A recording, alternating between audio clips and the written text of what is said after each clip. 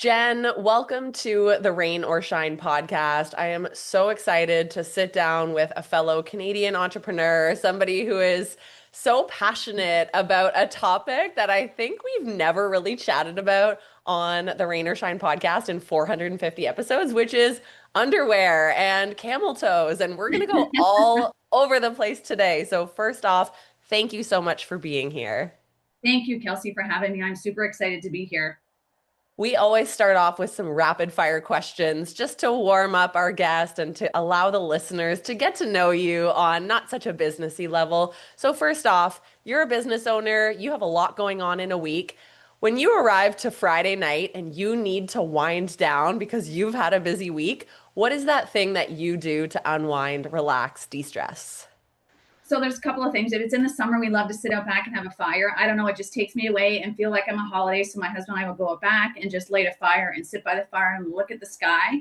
And then the other thing is I don't watch a ton of TV, but when I do that's the night that I'm going to do it. And we are binging on this Friends and Neighbors. So it is with John Hamm. It's unbelievable. It's this dramatic life that I never want to live. It's kind of like the life that I left behind, but it is, I recommend it. It's just one of those crazy shows that makes you feel good about yourself.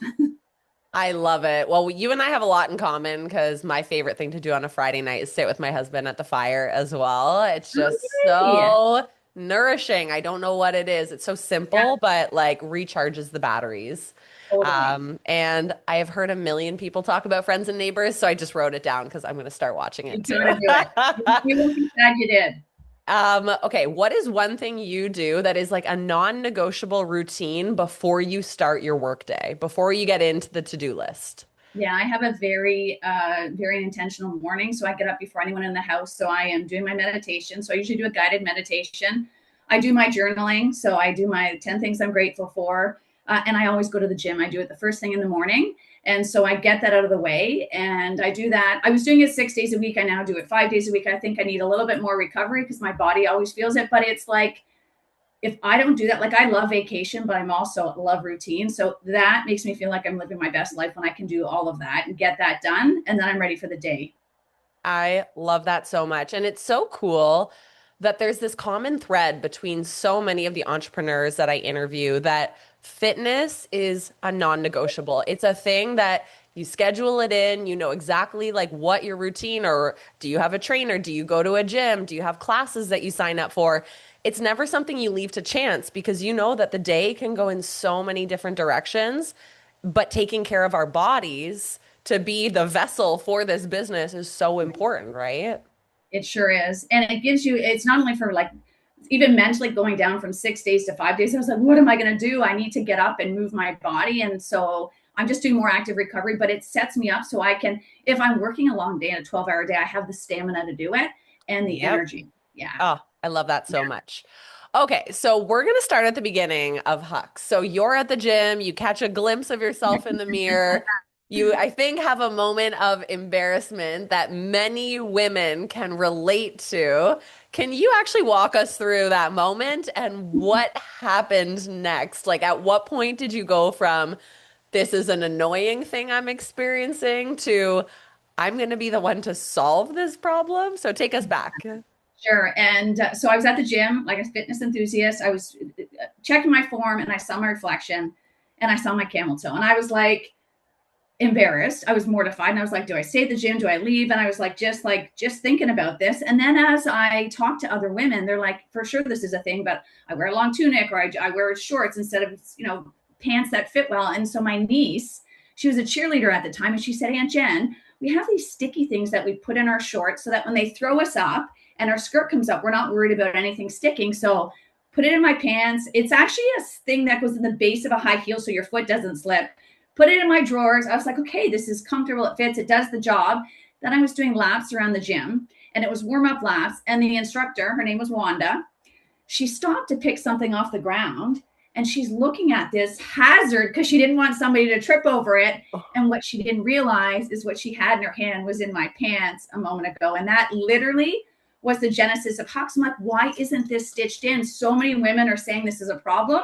And then I kind of just thought about it. And I was working in finance at the time, nothing related. I didn't have a clue about how to do this, but enough women, they were sending me clips from the Kardashians about them complaining about their camel toe and all these famous people. I'm like, how has nobody solved this? And I just committed to doing one thing every day to move it forward. I was like, time's going to pass anyway. So I'm just going to do one thing and see where it goes. I love this so much. First off, like such a cool story to listen to because I know so many of us, whether it's that same moment of looking at our form in the mirror and being like, oh God, like something weird is happening down there, or there's all these problems that we come up against as women, as entrepreneurs in a day. But I think it's so cool that you actually like started that journey of being like, well, can I solve this? And I don't really have a plan, but you said one thing a day That's instead it. of I need to have like this grand master plan and Yeah. go quit my job right away. It's like, what if we just started small? So, what were some of those one thing a days that you did? Like, what were some of the first things that you did to bring this idea to life? So I actually started, the first thing I did was like kind of validate the idea with some close friends and colleagues. And one of those colleagues actually was a male. We were working at one of the top banks in Canada, nothing related to this. And he's like, I actually love this idea because I've heard my wife talk about it.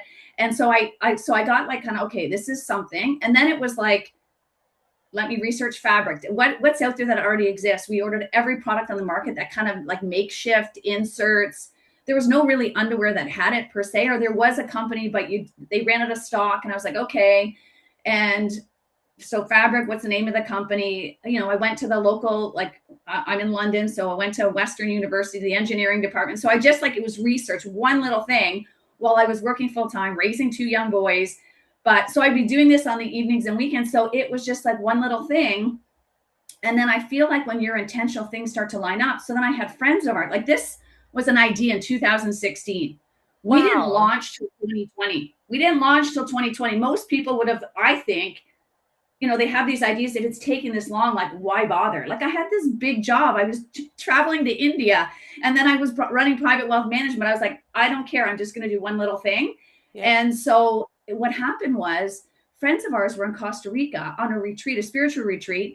They met somebody there because I kept bumping up against roadblocks. And I was like, no, you're not far enough along. We can't help you. Then I went to the city. Are there any grants and just roadblock after roadblock. Then my friends go to Costa Rica. They're at this retreat. They meet this woman.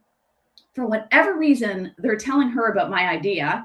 Yeah. She was in fashion. She was had her own line, was on the Home Shopping Channel, worked for Nike. And she flew into Toronto. She's from New York. She met me because she loved the idea. We literally were in Sassafras in Toronto, pulling out this pair of prototype underwear with freaking staples in it, saying this is what, and she had all, but it's just like, once I was intentional about it, like the right person, the right doors, and I just never gave up. And it, like, I look back and think, what the hell? Like, why did I keep doing it? But it's because the mission is bigger than me. And I was like, it's just, I talk to women. It's a problem. You want to feel, it's more than underwear. It's about feeling confident when whether you're at the gym, whether you're on a stage, because even dress Yep. pants, they can like cling you the wrong way. I've Yeah. been on many of stages where I'm like, oh geez, I hope this isn't the moment. It's not really on brand if Yeah. I'm on the stage. And so it's like, it's so much more than underwear. It's about giving women the Mm. confidence. It's the first thing you put on every day.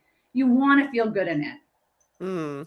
So, so cool. I think the first thing I want to dig into there is the fact that this woman that your friends met in Costa Rica and like that whole storyline unfolded. It's like some people would hear that and be like, oh, like she got lucky.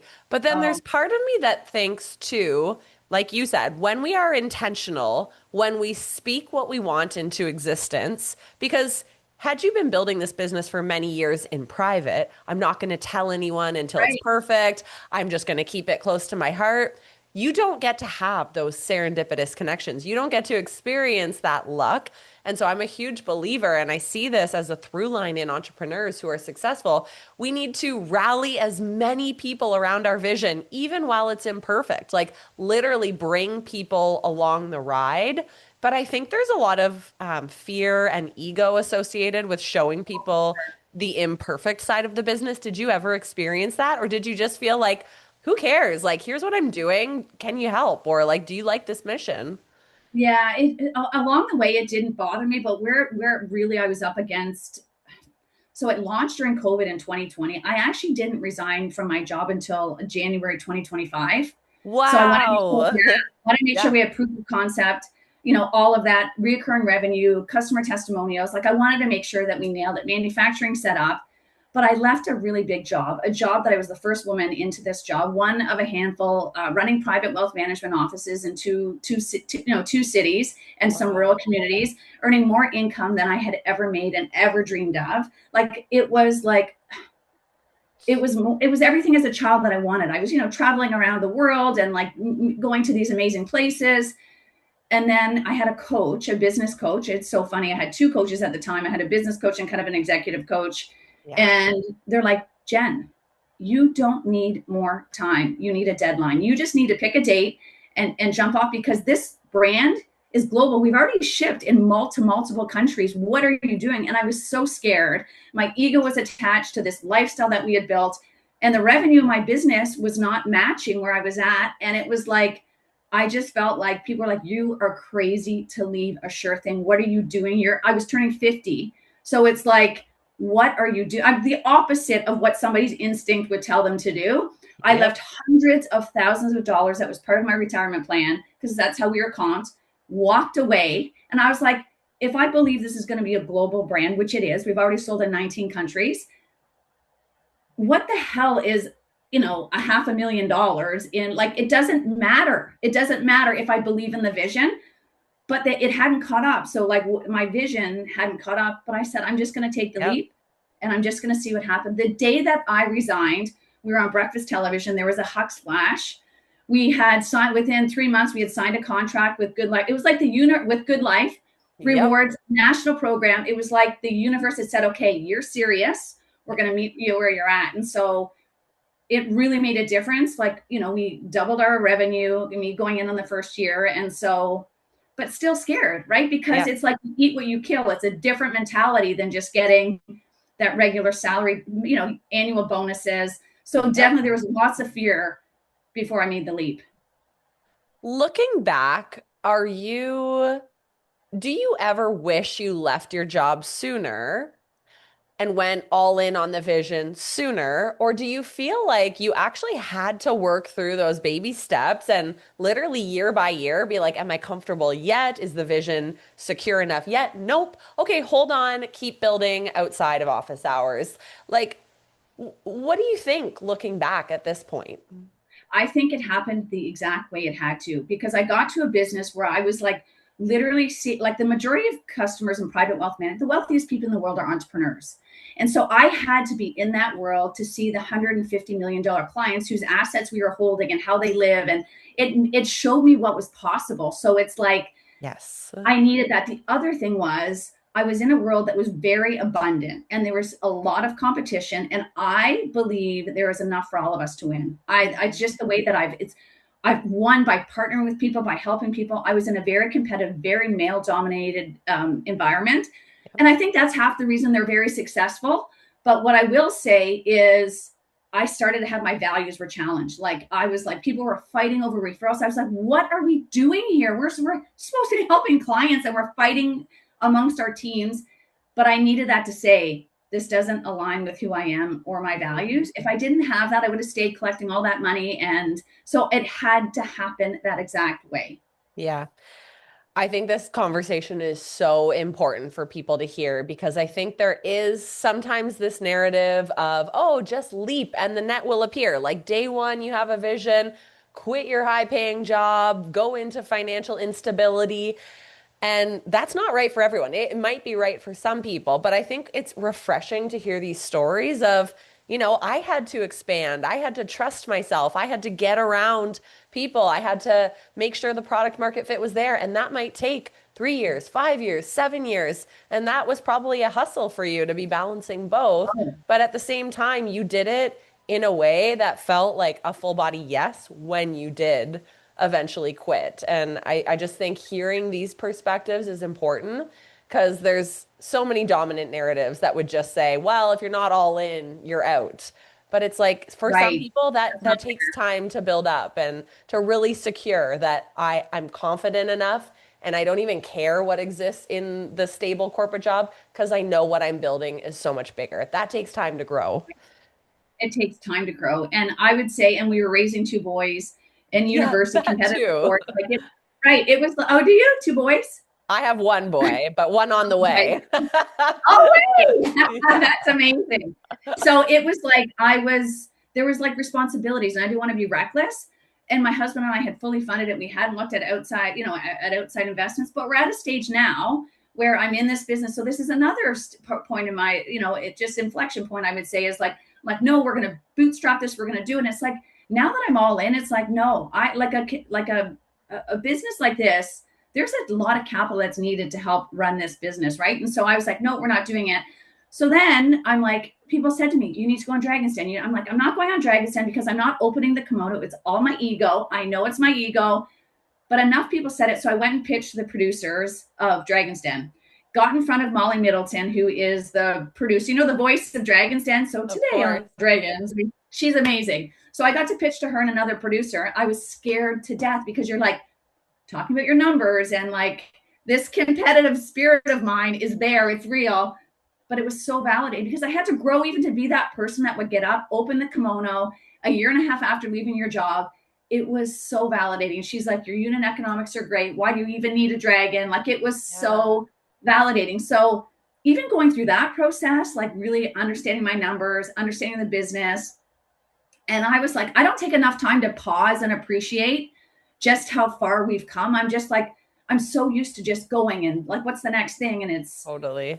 it's like, I would say that's my toxic trait is like, stop and appreciate how far you've come. Right. And you look back, we got into the source and my girlfriend says to me, like, I remember sitting at a table and this was like a staple piece of shit. And Yeah. now you're on the shelf in source. It's like just like seeing something from your mind come to life, but being realistic about it's still scary. Like, there's still those moments where you're having to like, we're getting low in inventory and like there's capital requirements that scare me to death.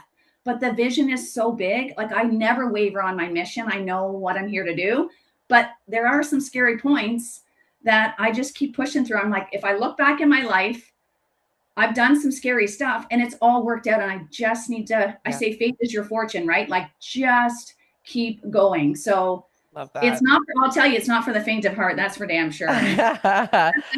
So you've alluded to the fact that you have all these big accounts now, GoodLife, Source, you've had Yeah. media exposure on BT. I want to rewind back to when you first had your like your first sellable product.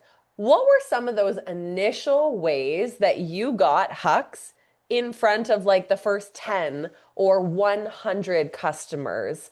Can you take us back to that time? Like, what was it, grassroots strategy? Were you distributing underwear throughout the community? Did you do community marketing, ads?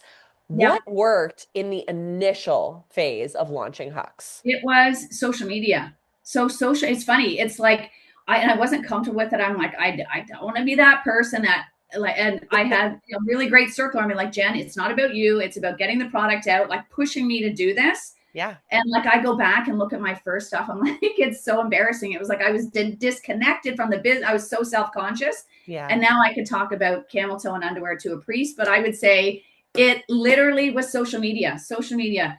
And even today, we get an order from Singapore, we get an order from Australia. I'm like, how did you find us? Social media. And we haven't done literally like barely any paid media. I haven't done anything in the last year Wow. and a half.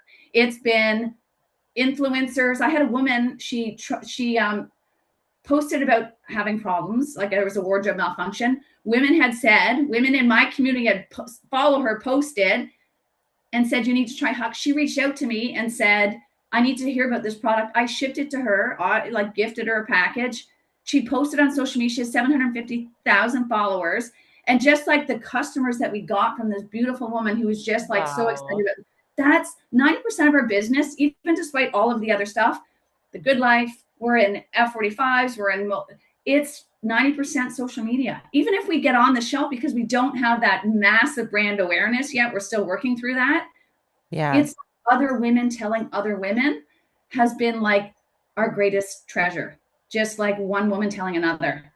Oh my gosh, so, so cool. And I think that all stems from having a really amazing product and making sure that your product changes lives, which it clearly Yes. does. And I love that in that situation, your initial community rallied around you and like tagged Yes. you and was like, oh my God, this lady with 750,000 followers, she needs HUX. And then you took action on that to be like, I'm going to gift her. So it's following that curiosity and saying what's working right now. And I think so many people are quick to be like, I'm just going to run ads. But that's not always the easy path. That's not necessarily what you should even do in your first 5 years because there's so many low cost, low risk Yeah. strategies. And you just have to be curious enough to actually test a bunch of them, right? Yeah. And we did pop-ups. So one of the things that surprised us, like we did a pop-ups like all over. Like I would go do pop-ups and I like my girl. So we did a pop-up, massive pop-up in Toronto at the women's show in Toronto. Yeah. It when you do a show, when you do a show like that, it'll cost anywhere from $7,000 to $10,000. That's a lot of underwear you have to because you take into consideration. I'm from out of town. I'm staying in a hotel. I need someone to help me. That's like that is you do 4 or 5 shows that chews into your margins like big time, right? And so I do these shows, and my girlfriend's like, I want you to come do a volleyball tournament. The girls are 16 to 18. I'm like, there's no way. This is a $36.99 product. It's a premium product. Like a 16-year-old is not gonna. We go to this tournament in Strathroy, Ontario.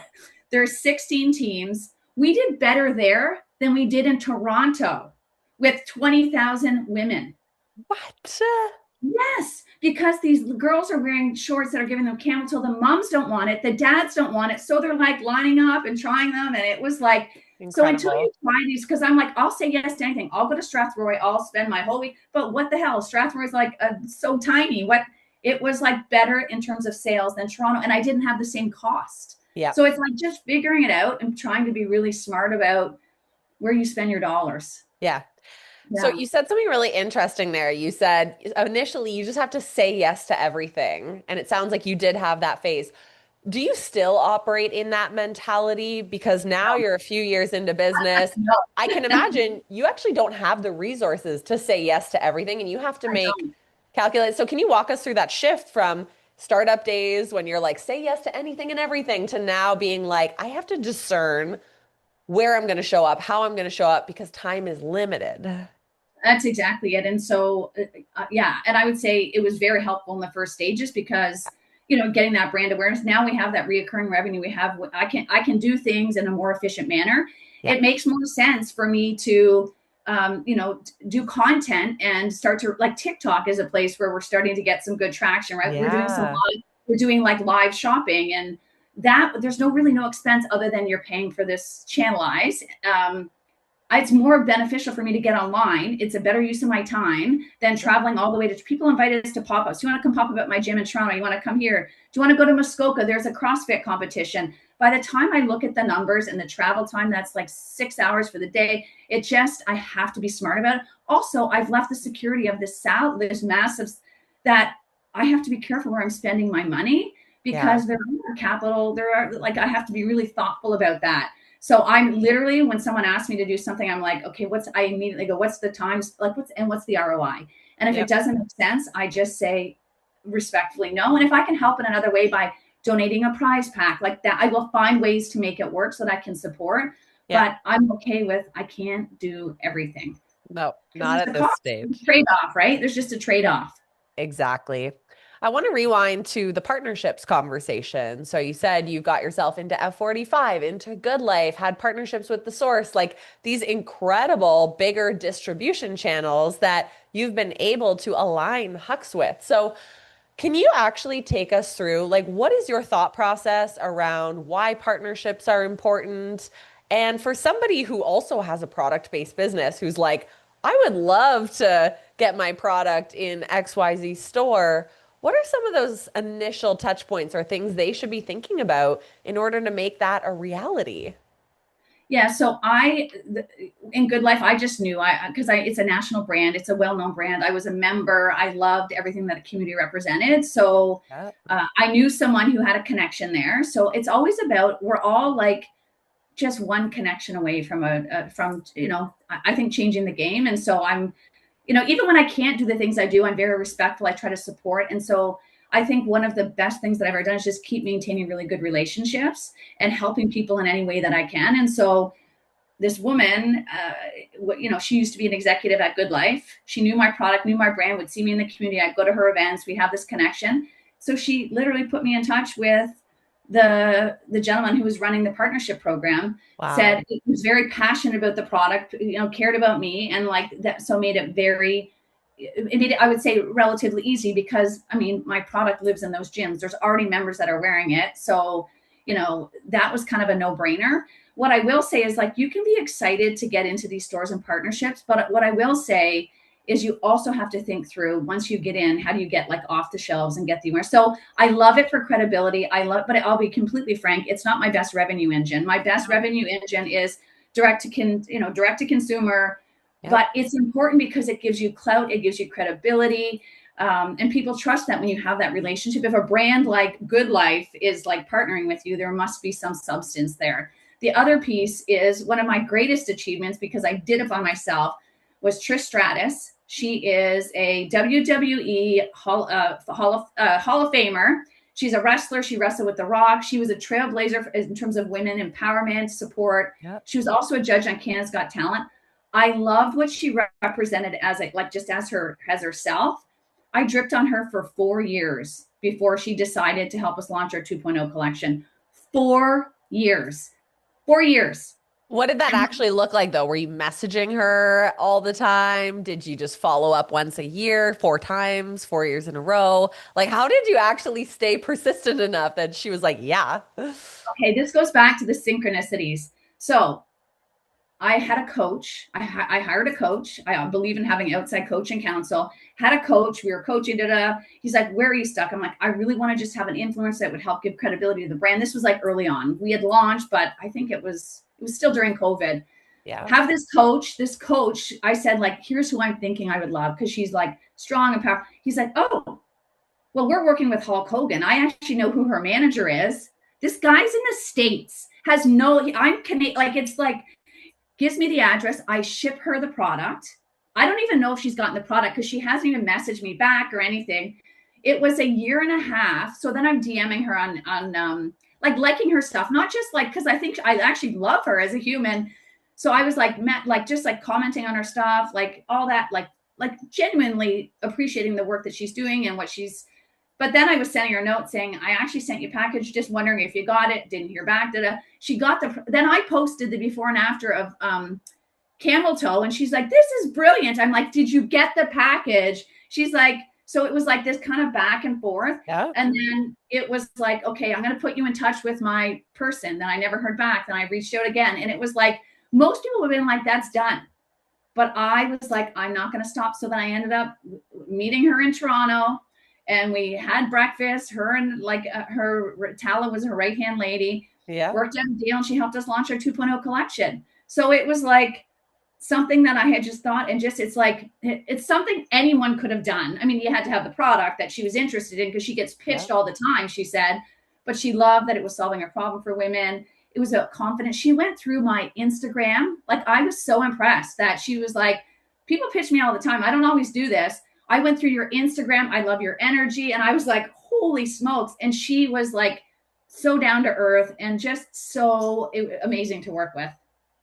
You, I know, are very passionate about the topic of manifestation. Do you look back on that whole kind of storyline playing out, and do you think there's any degree of your manifestation coming to life? Was it manifestation paired with action? And then can you share your thoughts on manifestation? Because it's something on your Instagram that kind of comes through as a through line of a topic you love to speak on. Yeah, I've studied it since I was little. I'm one of 10 kids. And I would say in terms of, one of 10 kids. And I would say I was the one child that like just studied it. Because we struggled. My parents, loving home, but like we didn't have a lot. And I would go out with my dad. So we always had a second job. And he'd go to we go to rich people's homes. He was like their landscaper. So he had his day job, but he'd do this at night. And I would go with him, and I'd like wander the properties, and I'd pretend I lived there, and I'd like look through the windows. And I was like, even as a child, as a 8-year-old child, I was probably closer to 10 at the time, between 8 and 10. I did it for a couple of years. I was like, this is the life I want. I love my dad, but I don't want to be the person out here like doing the groundscape. I want to actually own the property. I'd see her, talk to her, and like I just knew that was going to be me. And that was like something in my mind that was like, I can achieve this. I want to be this person. And then I want to be this kind person that like helps other people. And so I had that vision. I studied it. And I would say, so I just always dreamed a bigger dream. Like I never, you hear you talk to people and they're like, oh, that's impossible. It's too difficult. And I'm like, anything's possible. And then just in my life, the synchronicities, it's like it always works out. Like the job that I wanted, this every job that worked out, like people would tap me, I'd think about it, and then they'd approach me, and it was like, holy smokes, this literally works but you have to take action, right? But I think what holds people back is like they're worried about how do I do this? Imagine if I thought I'm working in finance, I don't know anything about apparel. If I worried about how it was going to happen, like I would have people like, you need to do a business plan, because I come from finance. You need to do a business plan. A business plan would have paralyzed me if I saw the work and effort. It would have like, oh my God, it would have been done. It's so overwhelming. I was like, no, just one thing. And people would debate me. I work with tons of men, and they're like, you need a business plan. You need to know. Blah, blah, blah. And I was like, no, I just need to move and take action. And my bosses, when I look back in all my performance appraisals, they say, you have a really strong bias for action. Like, I don't care if it's not perfect. Let me just go and we'll iterate and change and move. And where people are like still thinking about it, I've already gone 4 steps ahead. Yeah. I think that's so interesting about the business plan, because I agree. Like, I think taking action and validating your idea and letting it breathe and evolve in real time is actually much more effective than spending 6 months trying to write things down, but not actually seeing things unfold, because shit is going to change. Like literally every day, your business idea is going to burn down and build back up, burn down, build back up. Totally. So I don't necessarily think that for 90% of business owners, it's smart to like just hide and write a plan for a whole year. Like perhaps there's some industries that works for, but I'm like you. It's like, get out there, take action, get the data, move forward tomorrow. So and make changes. People will tell you. People will tell you if the product works. And I'm not an idiot. Exactly. I wouldn't have left a sure thing. I had so many women saying to me, this changed my life. We were at a pop-up at the Forest City races here in London. So it's like 5K, 10K, half marathon. I had women come up to me, go, I'm so glad you're here. I got underwear last year. I was hoping. Like, I hear that all the time. And so I know this isn't, it's about brand awareness. It's about getting more people to try it and love it. And like, there's no question in my mind. This is going to be a global brand. It's going to be a household name, like not a question in my mind. But there are still all these scary moments in between that are like, okay, we're starting to raise money now. Like let's make sure that we're able to fund this so that we continue to deliver and evolve. Women are asking for bathing suits. Could you put this gusset into the bathing suit? Like, they're telling us what they want. We have like the manufacturing lined up. It's just like now. So it's like, I'm ready to like drop gasoline on this and just like, let's go. Oh, I love this so much. Now, looking back on your journey, because a lot of our listeners are in years like 0 to 3 of building their business and just early stage, is there one piece of advice or a tip that you would share with that beginner entrepreneur that you wish someone had told you? I go back to the business plan, quite frankly. It's just like, just take action, because you're going to be shocked like about the synchronicities that happen. Like, it is insane along the way. Like the people how was my friend in Costa Rica and met somebody there and they had the conversation. It's because I took the action. I told the person. I just never stopped every roadblock. It was like the crazy things, the synchronicity that happened. So it's like, don't get stuck in the, how am I going to do this? Just do one. Like literally, if I didn't start that in 2016, I never would have had a business that I could walk away from in 2025.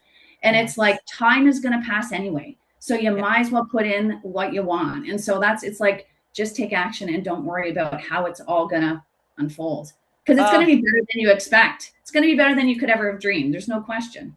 I love this so much. If our listeners want to get a pair of HUX, first of all, tell us, who is HUX perfect for? Like, what is the exact problem somebody is experiencing? We have a lot of women who listen to the show. And then tell us, where can we come follow you? Where can we grab our next pack of undies? Give us all the links. Yeah, so I would say HUX is for anyone who wants to feel confident, not worry about what's going on underneath. So it's going to prevent the camel toe. It's got a bit of a buffer, but it's made out of bamboo charcoal, so it keeps you dry and fresh. So we have, I mean, the problem started in a gym. That's why I solved it. So I would say naturally people think athletes, women that work out, but nurses love them because they're like, I don't care about camel toe, but I'm working long shifts in my uniform and I want to feel. So we signed on with London Health Sciences Center. We're on their employee intranet because so many nurses, I was like, oh, so it's anyone who just wants to feel dry and fresh and comfortable, not worry about what's going on underneath. Yeah. So it's myhux.ca, and they can order online. You can go to our Instagram account, which is Huxwear, and then we've got a link in our bio. And then also I would just say join our community, because like we have built by partnering with so many other women, and it's just been like, it's just like the law of reciprocity. Like we just help each other, and that's how we've been able to literally reach 19 countries with very little spend on marketing. Like I haven't even touched that in the last year and a half, because I don't want to just like test and learn. It's like, nope. Yep. So, but that's what we did, is like partnering with other gyms, with other women, doing giveaways. And so I would say for women starting out, like that's what I would do, is like, how do you leverage each other's community to help each other grow? And other women want to help other women. Like there's no question about it. Amen to all of that. This has been such a good conversation. Honestly, one of my favorite conversations in a long time. You shared so much gold, so much wisdom. I love your passion. And I know our listeners are going to get tons of value from this. So, Jen, thank you so much for being on the show. And I can't wait to go purchase my Hux right away. So, yeah, if all the listeners want to go grab their pairs too, we can all chat about how much we love them in a couple weeks. So, thank you, Jen. Thank you, Kelsey, for having me. I really appreciate the opportunity.